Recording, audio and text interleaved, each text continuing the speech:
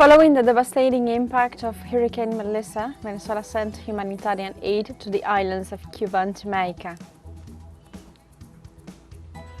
In Brazil, Supreme Court Judge Alexandre de Moraes ordered Rio de Janeiro Governor Claudio Castro to explain the police operation that left 121 people dead and 113 arrested in the northern part of the city.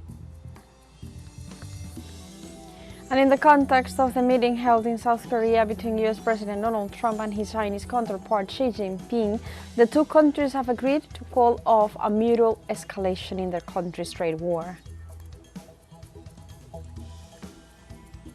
Hello and welcome to From the South. I'm Alejandra Garcia from teleSUR Studios in Havana, Cuba. We begin with the news.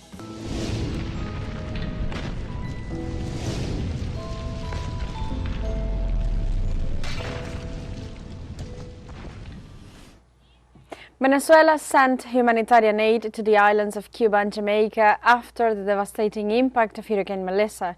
In a gesture of regional solidarity and commitment to the South-South cooperation, the Bolivarian nation shipped 46 tons of food and essential supplies. The supplies that will be delivered to both Caribbean nations include more than 10,250 kilograms of food, 2,500 mattresses, and at least 9,500 medicine items, among other things, to meet the needs of those affected.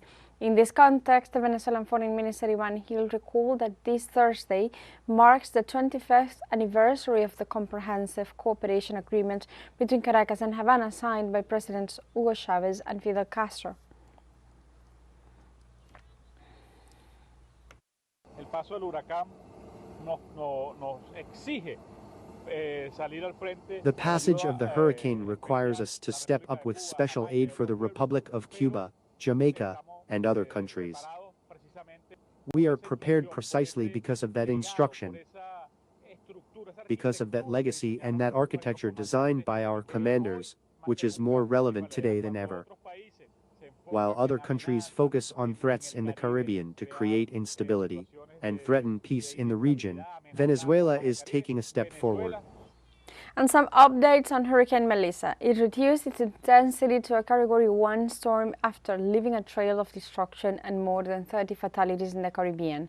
The most affected country is Haiti, which has reported so far 28 deaths and 10 missing persons, with people trapped by building collapses and river overflows. In Jamaica, 77% of the country is without electricity and much of the territory is cut off, although only 8 deaths have been confirmed. Jamaican authorities warn that the death toll will rise as rescue operations continue. The hurricane made land last Wednesday as Category 3 storm, and despite its weakening, it continues to pose a threat to the Bahamas. In this context, President of Cuba, Miguel Díaz-Canel, on Thursday visited areas in the province of Holguín that were damaged by Hurricane Melissa. The head of state visited the city together with the main government authorities to promote the immediate recovery of the territory. The president recognized the efforts made by the civil defense to protect the population, which prevented the loss of human lives. He also warned that the secondary effects of the climatological phenomenon, such as residual winds, river overflows and possible outbreaks of diseases, persist, and therefore ordered that the provinces remain on high alert.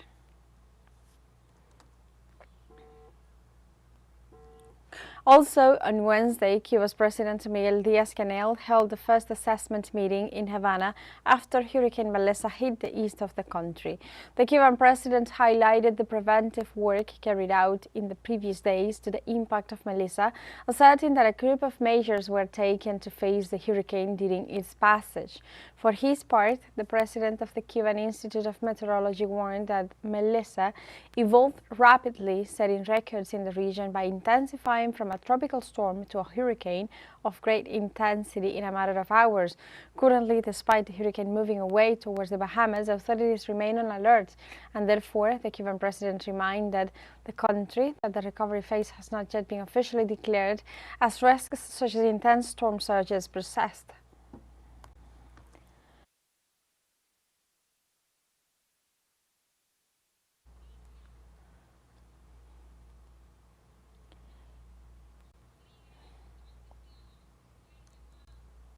Ratificar que todavía estamos bajo la influencia del huracán. It is important to confirm that we are still under the influence of the hurricane and that the recovery phase has not yet been declared, which we cannot clarify while we are still under its influence, because there may still be strong storm surges in the northern part of the east. These storm surges may cause penetration into the sea. They may cause flooding. There is a high level of soil saturation, and it continues to rain. We will go into more detail on these issues later, but it is important that this is made clear. Therefore, no one should deviate from the measures that have been proposed by the municipal and provincial defense councils in relation to evacuated persons, or to return in an orderly manner without the instructions given by the defense councils and the structures that are in charge of managing the response to this hurricane.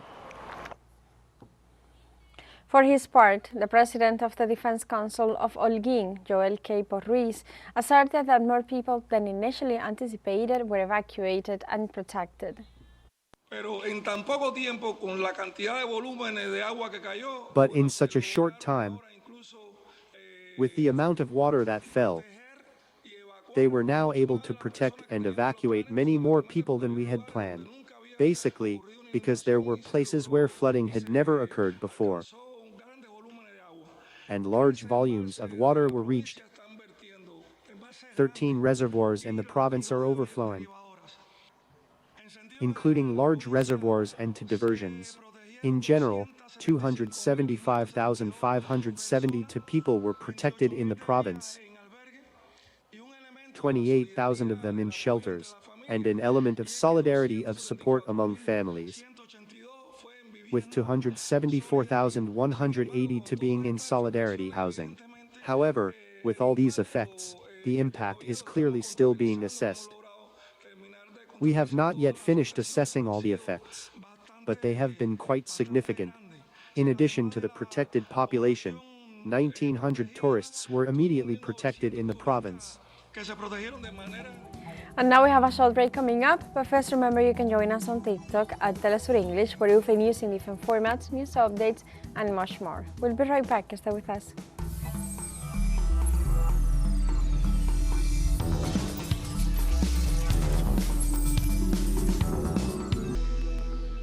Welcome back to From the South. We go to Brazil. The Supreme Court Judge Alexandre de Moraes ordered Rio de Janeiro Governor Cláudio Castro to explain the police operation that left 121 people dead and 113 arrested in the northern part of the city. The judge ruled that Governor Castro must clarify and explain the police maneuver, as also requested the National Human Rights Council. In this regard, Magistrate de Moraes will hold a hearing on 3rd November, to which the governor, police officers and other persons involved in the operation must attend. The Moraes ruling is part of the claim of non-compliance with the fundamental precept of the favelas, which monitors the problem of police lethality in Rio de Janeiro.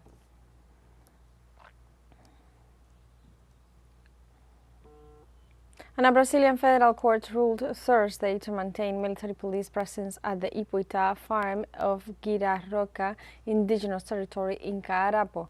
The federal institution said that this precautionary measure was reactivated because on September 21st, part of the Warari and Kiowa people had the objective of recovering the farm. The indigenous people emphasized that the court's decision is illegal, since before the ruling the police were acting illegally in the area. They also denounced that during the recovery of the land, the police shot indigenous people to death.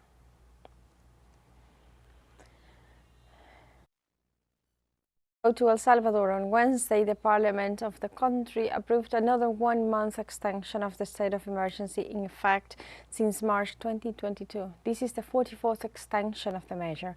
The initiative was supported by 57 of the 60 deputies and is defended by President Nayib Bukele's party, which argues that the extension seeks to capture the last gang members. In this context, the government assures that the homicide rate has shown a significant decrease thanks to the measure, that the cost to human rights, according to the few organizations that remain in the country, is very high. These initiatives estimate that between 300 and 400 people have died in the state of custody under this regime.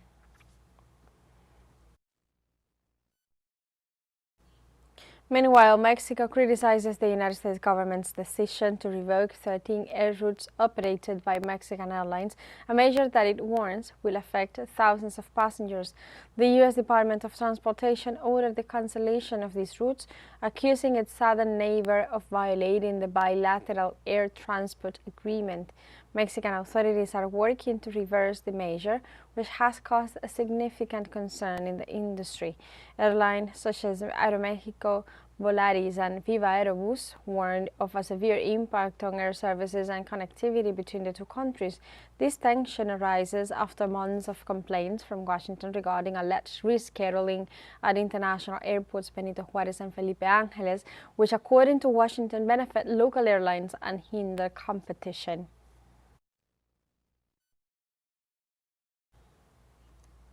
And meanwhile, on Wednesday, the president of Venezuela, Nicolás Maduro, announced that the National Bolivarian Armed Forces had intercepted 2 drug trafficking aircraft from the north that violated Venezuelan airspace. During his visit to the de Cara al Rio commune, President Nicolás Maduro reiterated that mercenaries of the CIA had been captured and that they were planning to attack U.S. vessels. He also stated that the objective of this act was to blame Venezuela in order to justify an escalation or confrontation between the peoples of the region. On the other hand, President Nicolás Maduro announced that he has submitted a constitutional consideration to the Supreme Court of Justice based on Article 130 of the Constitution of the Republic, which authorizes the stripping of nationality and the application of relevant measures to any citizen who acts as a traitor, joins a foreign army, and attempts to invade Venezuela. In this regard, the president specified that the defense will continue to be strengthened, as will the communal militias and popular defense units.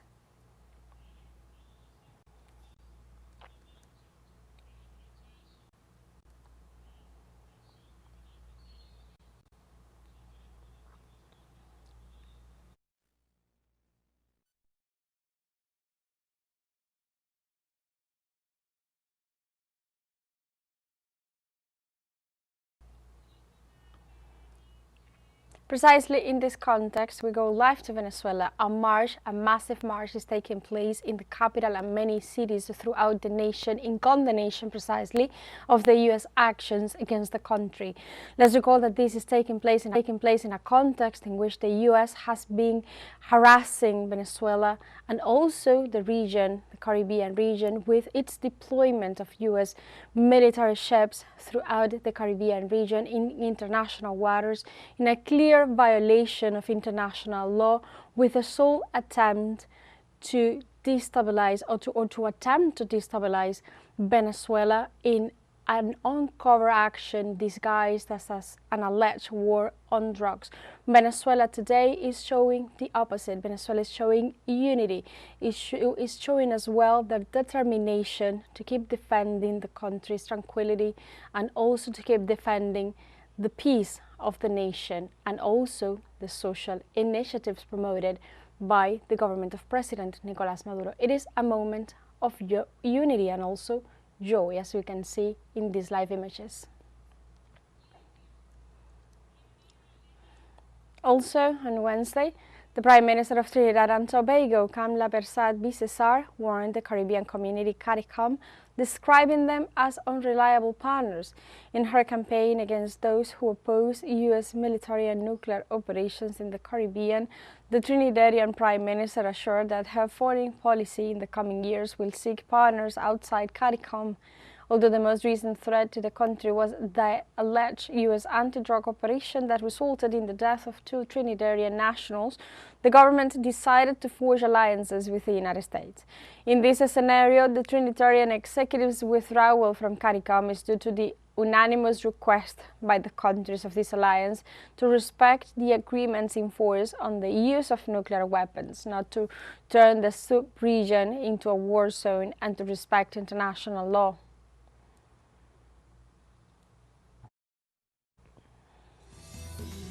Now we have a second show break coming up. Before, we invite you to visit our Facebook page at teleSUR English. There you'll be able to watch our top stories, special live coverage and much more. Follow our page and activate the notification button to stay up to date on the world's most recent events. For a show break, we'll be right back. Welcome back to From the South. In the context of the meeting held in South Korea between US President Donald Trump and his Chinese counterpart Xi Jinping, the two countries have agreed to cool off a mutual escalation in their country's trade war.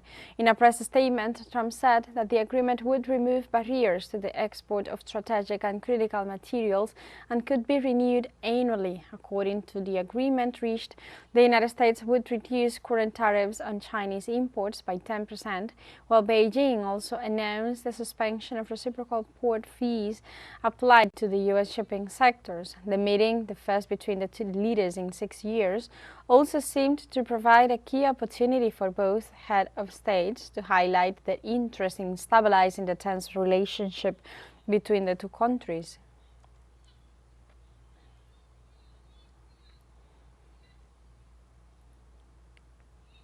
And under the deal, China agreed to defer its planned export controls on rare earth, while the U.S. will drop a threatened 100% tariff on Chinese goods. President Trump said he would also lower a 20% fentanyl-related tariff to 10% after Xi Jinping agreed to work very hard to stem flows of the synthetic opiate.